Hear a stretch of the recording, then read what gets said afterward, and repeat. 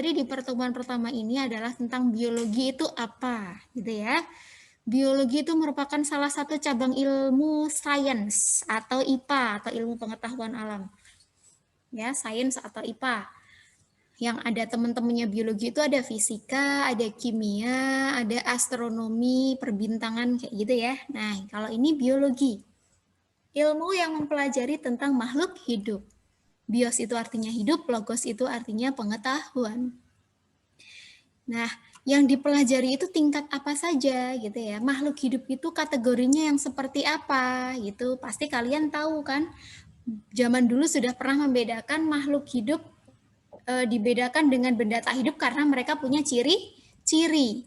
Nah, ciri-ciri dari makhluk hidup itu antara lain bernafas, bergerak, memerlukan makanan atau nutrisi, tumbuh dan berkembang, kemudian berkembang biak, beradaptasi, lalu menanggapi rangsang dan mengeluarkan zat sisa.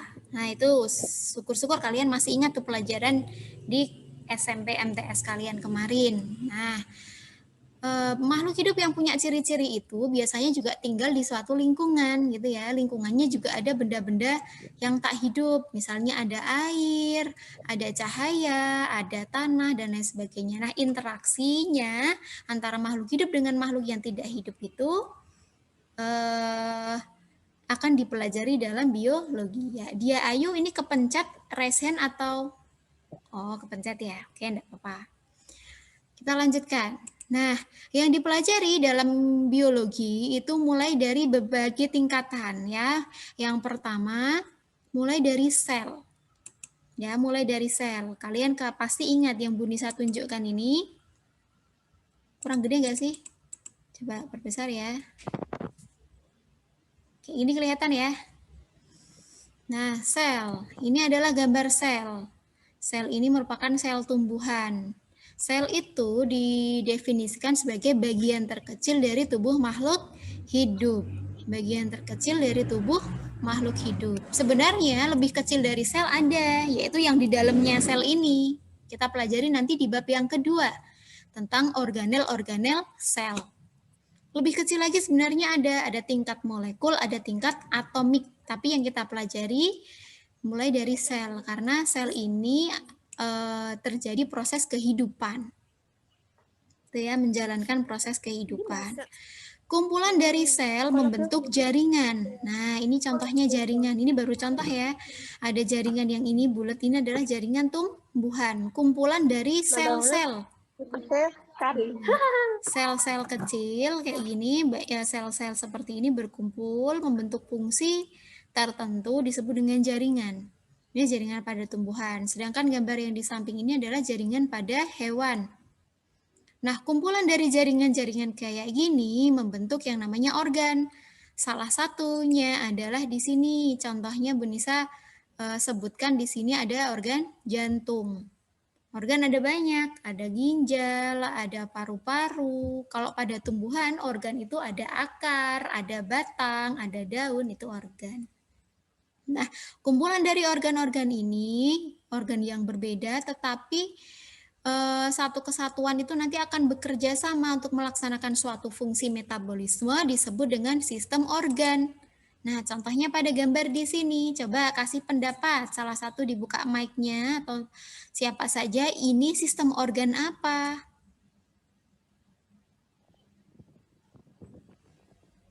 Apa ini? Sistem organ apa ini yang kelihatan di sini?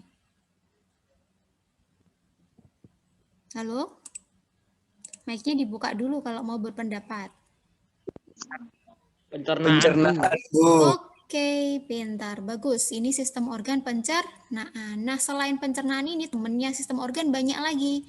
Nah, satu tubuh gini di dalamnya sana masih banyak lagi. Contohnya, sistem organ pernafasan, ada sistem peredaran darah, ada sistem saraf, ada sistem reproduksi, ada sistem pengeluaran atau ekskresi, dan lain sebagainya. Mereka jadi satu, ya, jadi satu, dan berfungsi dalam menjalankan metabolisme tubuh dari suatu yang nomor 5, tingkatan individu. Individu tingkatan atau nama lainnya adalah organisme. satu makhluk hidup, individu atau organisme. Nah, individu yang sejenis kumpul-kumpul-kumpul di satu wilayah disebut dengan populasi manusia. Misalnya kalian berada di dalam suatu kelas gitu ya, kelas 10 ATRA dan 10 ATRB, kalian adalah sebuah populasi. Kalian ketemu sama gerombolan semut gitu ya, di rumah kalian, dia adalah satu populasi.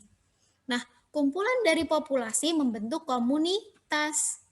Jadi di sana ada sekelompok semut, kemudian di sana ada sekelompok nyamuk, di sana lagi ada rumput-rumputan dan lain sebagainya. Itu jadi satu wilayah, dalam satu wilayah disebut dengan komunitas. Kumpulan komunitas membentuk yang lebih luas lagi yang namanya ekosistem. Nah, kumpulan ekosistem lebih luas lagi berada dalam suatu lapisan bumi yang disebut dengan biosfer atau lapisan kehidupan. Sebagai pengingat, kalian tahu di bumi itu ada lapisan air atau hidrosfer, ada lapisan udara atau atmosfer, lapisan tanah itu litosfer. Nah, lapisan yang isinya makhluk hidup adalah biosfer, termasuk kita ini tinggal di dalamnya. Itu ya, ini yang kita pelajari dalam ilmu biologi.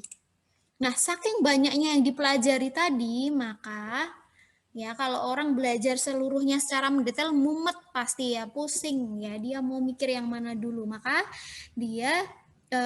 ada ya cabang-cabang biologi, ada konsentrasi-konsentrasi yang lebih spesifik supaya orang itu kalau mau belajar lebih detail lagi. Tergantung dia minat bakatnya di mana sama kemampuannya di mana. Nah, contohnya ini ada cabang genetika, cabang biologi yang mempelajari tentang pewarisan sifat. Ya, tentang DNA, tentang kromosom itu pelajari di genetika. Sitologi mempelajari tentang sel, histologi mempelajari tentang jaringan, morfologi mempelajari tentang bentuk tubuh makhluk hidup, anatomi organ-organ dalam makhluk hidup, fisiologi mempelajari tentang cara kerja dalam tubuh makhluk hidup, taksonomi, pengelompokan, dan lain sebagainya, banyak sekali. Ada yang mempelajari burung-burung aja, ya, yang dipelajari burung-burungan, ya, ornitologi. Mempelajari jamur, ya, segala macam jenis jamur, mikologi. Mempelajari virus yang saat ini sedang viral ya, virus COVID-19, virologi, dan masih banyak lagi. Nanti bisa kalian baca lagi di slide atau di modul yang sudah Bu Nisa sampaikan atau sudah diupload di Schoology. Nah, buat apa biologi itu harus dipelajari gitu ya? Manfaatnya apa sih mempelajari biologi? Yang pertama, biologi itu bermanfaat untuk memecahkan masalah. Berbagai masalah di bidang pangan, di bidang sandang, papan, energi, lingkungan, kesehatan, dan sosial. Nah, contoh-contohnya misalnya di bidang pangan. Bagaimana sih caranya meningkatkan hasil panen? Padahal sekarang sawah-sawah itu mulai sempit, udah pada dibangun sama rumah-rumah. Gimana meningkatkannya? Nah, butuh biologi. Ada nanti yang namanya bibit unggul, bagaimana cara memperolehnya, persilangan, intensifikasi pertanian, bagaimana caranya, itu harus punya dasar biologi. Masalah sandang gitu ya, pakai pakaian yang berbahan dasar dari makhluk hidup, misalnya dari ulat sutra, kayak gitu ya. Jadi kain sutra, misalnya itu juga biologi. Kemudian papan, perumahan, kemudian dari segi energi, lingkungan, dan kesehatan dan sosial. Nah, semuanya ini berkaitan dengan biologi. Nanti di psikologi, kalian akan dikasih satu pertanyaan, tugasnya cuma satu pertanyaan. Menurut pendapatmu, kira-kira kalau kamu belajar biologi itu manfaatnya apa sih untuk kamu sendiri? Terutama dikaitkan dengan jurusan kalian di SMK ini, yaitu jurusan agribisnis ternak ruminansia. Nah, itu seperti itu. Nah, kemudian ketika sudah bisa memecahkan permasalahan dari berbagai bidang, maka biologi bermanfaat untuk meningkatkan kesejahteraan hidup secara tidak langsung seperti itu. Nah, dalam mempelajari biologi, karena biologi itu ilmunya sains atau science kalau Inggrisnya, tulisannya science gitu ya. Nah, ini yang dikerjakan itu yang objektif gitu, sesuatu benda yang bukan berdasarkan pendapat manusia, tetapi berdasarkan penelitian yang valid. Nah, dengan cara apa? Dengan cara kerja ilmiah. Jadi kalau kalian belajar IPA, salah satunya biologi, pasti kalian tidak lepas dari yang namanya kerja ilmiah. Nah, orang yang mempelajari tentang ilmu itu ya, atau berkutat dalam bidang ilmiah disebut dengan ilmuwan. Mempelajari ilmu itu bisa berbagai macam cara, dengan cara membaca, mendengar, mengamati, menyentuh, merasakan. Nah, ini menggunakan kelima panca indera. Nah, semua itu nanti mendapatkan data-data yang sangat banyak yang dibutuhkan. Nah, kegiatan ini disebut dengan meneliti, sederhananya kayak gitu. Meneliti dengan cara yang sistematis disertai dengan sikap-sikap ilmiah. Sikap ilmiah itu kalian harus jujur, nggak boleh mengarang data, ya, tidak boleh dimanipulasi, harus jujur, harus disiplin, harus kerja keras, harus objektif, tidak pilih kasih, apa adanya. Nah, itu adalah salah satu dari sikap ilmiah. Nah, kerja ilmiah langkah-langkahnya seperti apa, gitu ya. Langkah-langkahnya mulai dari yang pertama menemukan masalah, gitu ya. Ada masalah apa, latar belakangnya apa, kenapa mau meneliti itu, dicari dulu latar belakang masalahnya apa. Kemudian mengajukan hipotesis atau dugaan awal atau dugaan sementara. Sebelum mengambil data bisa menduga dulu dikira-kira. Nah, setelah mendapatkan hipotesis atau dugaan awal, kemudian merancang atau merencanakan percobaan. Kemudian, percobaan itu bisa jadi eksperimen di laboratorium, mengambil data di lapangan, atau di sekitar kita.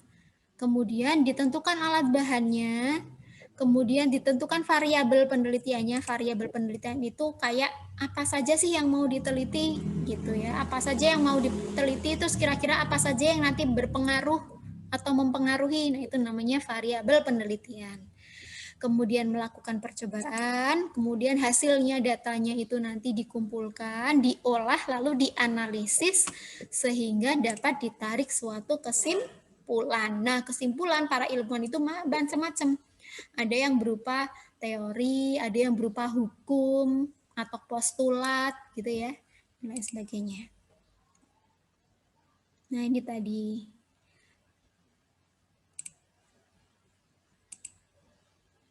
Baik. Itu tadi beberapa penjelasan singkat tentang ruang lingkup biologi. Sebenarnya kalian kalau misalnya ini belum mendapatkan atau memiliki buku paket, sudah bisa dengan membaca modul dari Bu Nisa yang disediakan di Skologi. Kalau tidak, di buku SMP pun ada. Di buku SMP kelas 7 kalau nggak salah, tentang objek IPA dan pengamatannya. Hampir seperti itu, tetapi ini nanti lebih detail lagi. Kalian detailnya baca di modul yang sudah Bu Nisa share di Skologi. Gitu ya. Nah, biologi dalam berbagai profesi itu dimanfaatkan ya, misalnya dalam profesi pertanian, peternakan, apalagi nanti kalian berkutat dengan agribisnis ternak ruminansia, otomatis biologi kalian yang diperdalam adalah tentang biologi peternakan. Nah, udah siap semuanya untuk belajar biologi sebagai dasar kalian untuk mempelajari jurusan kalian? Apakah siap? Silahkan dijawab. Ya.